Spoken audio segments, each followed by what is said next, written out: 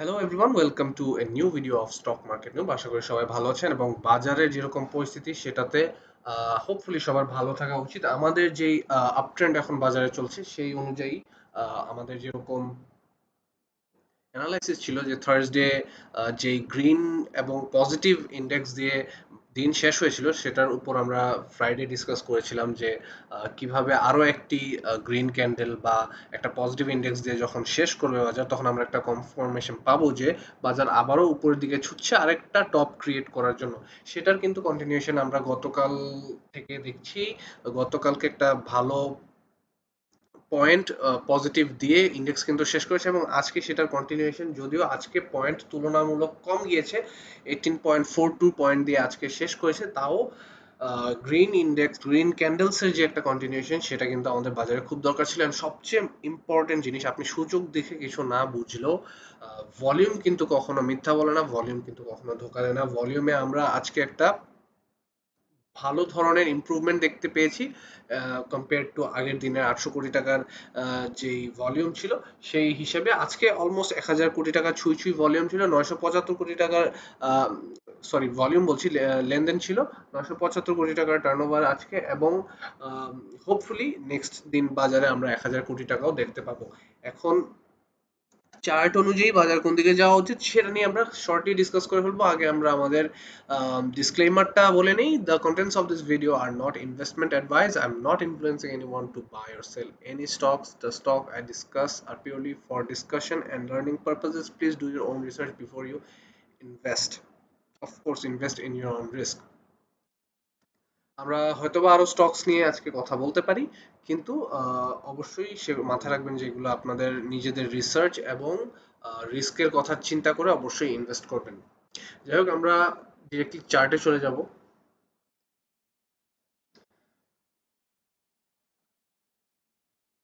আমরা Friday discuss করছিলাম যে আমাদের এখন কি প্যাটার্নে বাজার আগাচ্ছে এবং এখানে কি ধরনের একটা প্যাটার্ন ক্রিয়েট হয়েছে, কিরকম ভাবে বাজার আগাতে পারে সেই হিসাব যদি আমরা করি, বাজারে এরকম আমরা একটা ট্রেন্ড লাইন এঁকেছিলাম। ধরুন এখান থেকে যদি আমরা ধরি, এখানে হবে এটার সাপোর্ট লেভেলের ট্রেন্ড ট্রেন্ড লাইন, যেটাকে আমরা গ্রিন দিয়ে শেষ করব। এবং আরো একটি ট্রেন্ড লাইন যদি আমরা আঁকি এখান থেকে,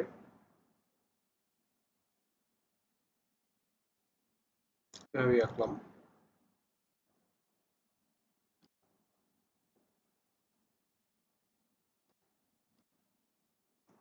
এই তো কিছুটা এরকম একটা ট্রেন্ড লাইন আমরা বাজারের মধ্যে দেখতে পাচ্ছি। এটাকে আমরা রেড দিব সো দ্যাট এটা একটা রেজিস্ট্যান্স লেভেল হিসেবে কাউন্ট হয়।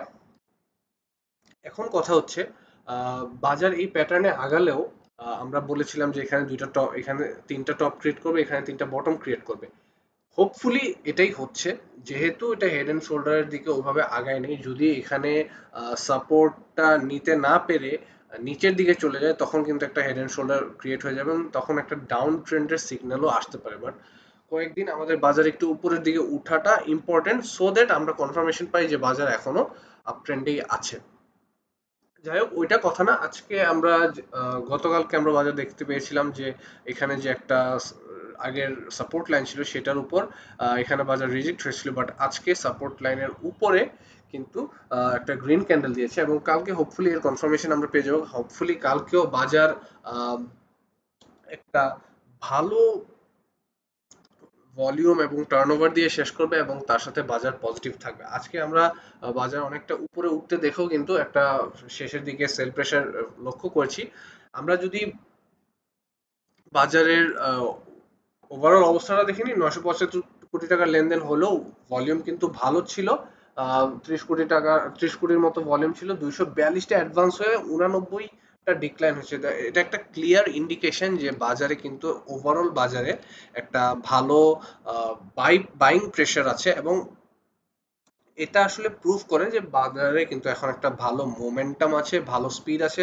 বিনিয়োগকারীরা আরো আরো ইনভেস্ট করছেন, খুব ইজিলি বাজার থেকে বের হয়ে যাচ্ছে না। আমরা যদি একটু ভালো মতো খেয়াল করি, টেক্সটাইল সেক্টরে আজকে অনেকগুলা গেইন দিয়েছে, তার সাথে ইঞ্জিনিয়ারিং এবং ইন্স্যুরেন্সও পাল্লা দিয়ে টিকে আছে এবং ফার্মাসিউটিক্যালস আজকে সবচেয়ে বেশি টার্নওভার করেছে। আজকে টার্নওভার করেছে প্রায় 200 কোটি টাকার কাছাকাছি, 192 কোটি টাকা। আর সেখানে ব্যাংক কিন্তু আজকে বেশ ফল করে এসেছে, 117 কোটি টাকার লেনদেন, এবং টেক্সটাইল ইঞ্জিনিয়ারিং আবারও এখানে লেনদেনে একটা কনসিস্টেন্সি দেখাচ্ছে, 106 কোটি টাকার উপর হচ্ছে টেক্সটাইলের লেনদেন, এবং 93 কোটি 64 লাখ টাকার হচ্ছে ইঞ্জিনিয়ারিং লেনদেন।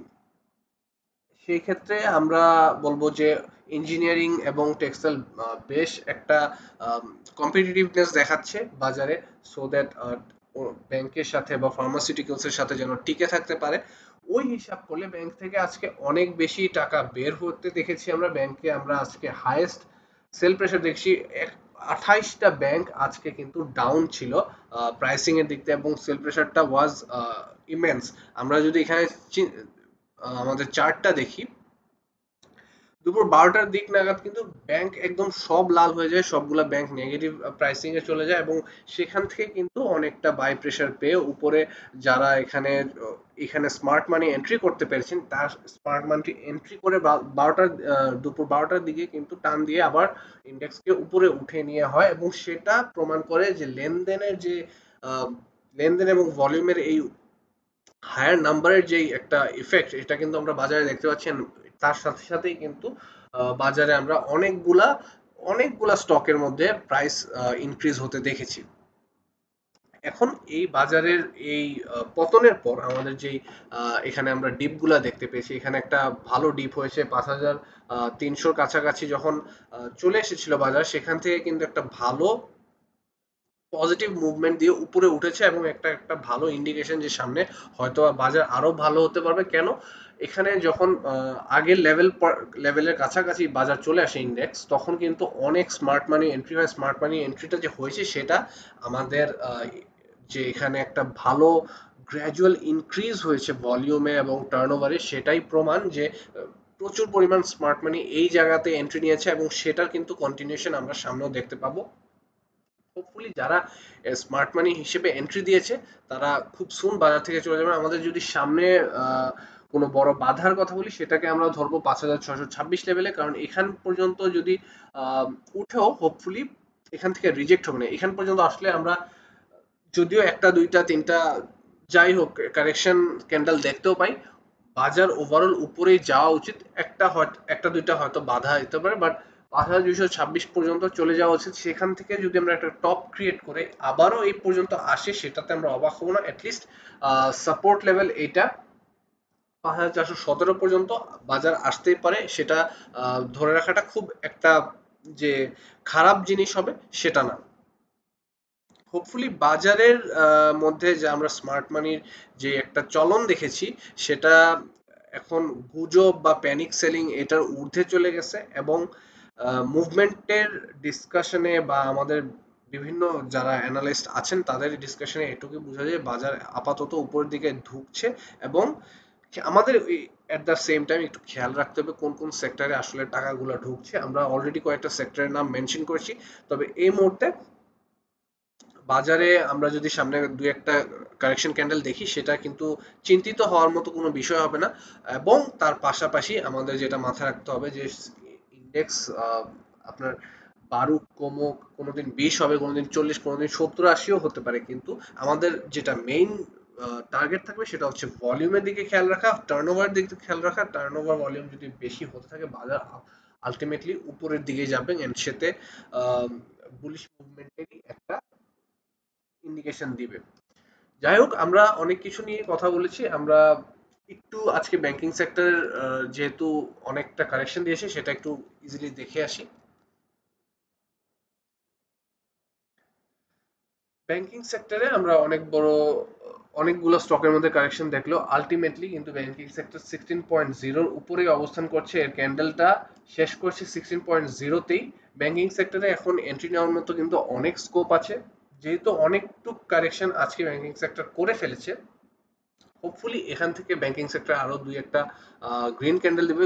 যদি এখান থেকে উপরে নাও উঠে, আপাতত সাইডওয়েজ মুভমেন্টে গেলেও খুব বেশি যে হতাশ হওয়ার মতো কিছু আছে এরকম না। ব্যাংকিং সেক্টরে অলরেডি আমরা অনেক বেশি টাকা ঢুকতে দেখেছি, সব টাকা এই মুহূর্তে বের হয়ে যায়নি। হোপফুলি সামনে ব্যাংকিং সেক্টর আবারও 17.1-এ যেই রেজিস্ট্যান্সটা আপাতত আছে সেটাকে ব্রেক করার চেষ্টা করবে, কিন্তু তার জন্য টার্নওভারে যে একটা ডিক্রিজ আমরা দেখতে পেয়েছি এবং ফার্মাসিউটিক্যাল সেক্টরে যে একটা টার্নওভার বৃদ্ধি পেয়েছে, ফার্মাসিউটিক্যালস এর মতো আবারও একটা টার্নওভার ব্যাংকিং সেক্টরেও দেখতে পেতে হবে।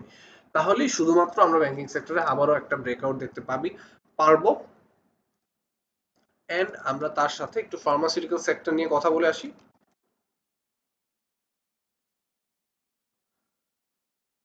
ফার্মাসিউটিক্যালস এন্ড কেমিক্যাল সেক্টর আজকে আমাদের একে রাখা যে রেজিস্ট্যান্স ছিল 392.2 তে, 392.6 আমাদের রেজিস্ট্যান্স, সেখানের কাছাকাছি গিয়ে কিন্তু রিজেক্ট হয়েছে। অনেকটা উপরে উঠে গেছিল, বাট শেষ আলটিমেটলি এখানেই করেছে।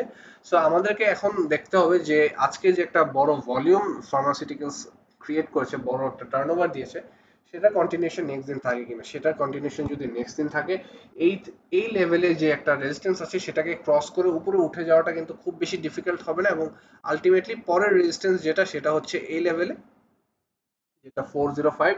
সেটাও যদি এরকম একটা ভলিউমের কন্টিনিউশন থাকে, সেটাও ক্রস করে যাওয়াটা খুব বেশি ডিফিকাল্ট হবে না। বাট যদি আমি কোনো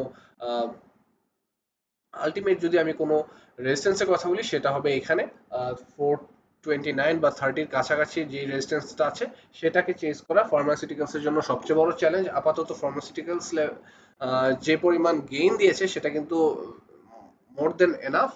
কয়েকদিন কারেকশন হয়েও যদি আবারও এই মোমেন্টামে ব্যাক করতে পারে, তাহলে কিন্তু খারাপ হয় না।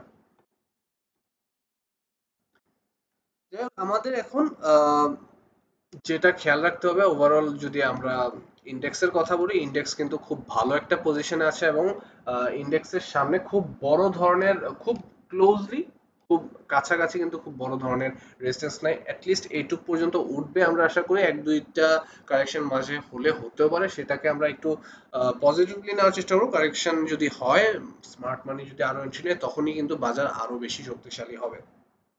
যাই হোক, আমরা সবাই একটু বাজারের দিকে খেয়াল রাখি, গুজবের দিকে কান না দেই, প্যানিক সেলে উৎসাহিত না হই, এবং অবশ্যই অবজারভেশন ইজ দ্য কি ইন স্টক মার্কেট। যত বেশি আমরা অবজার্ভ করব, যত বেশি আমরা স্টক নিয়ে ঘাটাঘাটি করব, তত বেশি আসলে আমাদের স্টক মার্কেটে রিস্ক ফ্যাক্টরটা কমে আসে। এবং অবশ্যই আমরা এখন যেসব স্টকসকে বাড়তে দেখছি, যেগুলো এই সময়ে এসে ভালো করছে, সেগুলো কিন্তু ফান্ডামেন্টালি স্ট্রং যে স্টকগুলো, ওগুলাই ভালো করছে। সো অবশ্যই যখন বাজার পজিটিভ মোমেন্টামে থাকবে, আপ ট্রেন্ডে থাকবে, খেয়াল রাখবেন যেগুলো ফান্ডামেন্টালি স্ট্রং, ওইসব স্টকে ইনভেস্ট করতে, তাহলে আপনার রিস্কটা আরো কমে আসে। কারণ অলরেডি আপ ট্রেন্ড বাজারে অনেক কিছুর প্রাইস আপ হয়ে যায়, তখন ট্র্যাশ বা জাঙ্ক শেয়ার যেগুলো থাকে, সেগুলো কিন্তু খুব একটা ভালো পারফর্ম করতে পারে। জাঙ্ক শেয়ার বা লো পেড শেয়ার, এগুলা তখনই ভালো করে যখন হচ্ছে বাজার একটু ডাউন ট্রেন্ডে যাওয়া শুরু করে বা একটু কারেকশন মোডে চলে যায়। আজকে আমি প্রায় 2 দিন পর ভিডিওটি বানাচ্ছি। মাঝখানে অনেকগুলা কমেন্ট এসেছে ভিডিওর মধ্যে, সেগুলোর আমি প্রপারলি রিপ্লাই দিতে পারিনি, সেটার জন্য আন্তরিকভাবে দুঃখিত। আমি কিছুক্ষণের মধ্যে সবগুলা কমেন্ট রিজলভ করে দেওয়ার চেষ্টা করব। হোপফুলি আপনারা আরো স্টক নিয়ে জানতে চাবেন, সেগুলোর রিকোয়েস্ট আমি কালকের ভিডিওতে অ্যানালাইসিসের মাধ্যমে দিয়ে যাব। তার পাশাপাশি কালকে দুপুর 2টার সময় আবারও থাকছে আমাদের weekly discussion, weekly live index discussion. সেখানে আমরা বিভিন্ন স্টকস নিয়ে কথা বলবো, এবং লাইভ ইন্ডেক্স কেমন চলছে সেটা নিয়েও ডিসকাশন হবে। হোপফুলি যারা পারবেন জয়েন করার চেষ্টা করবেন। লাইভ ইন্টারাকশন হলে আমারও ভালো লাগে, এবং যারা আমাদের ভিডিও ফলো করেন তাদের জন্য অনেকটা হেল্পফুল হয়। অনেক অ্যানালাইসিসের রিপ্লাই আমি ইনস্ট্যান্ট করে দিতে পারি। সো কালকের ভিডিও এবং লাইভ ডিসকাশনে দেখা হচ্ছে। আজকের জন্য এখানেই গুড নাইট।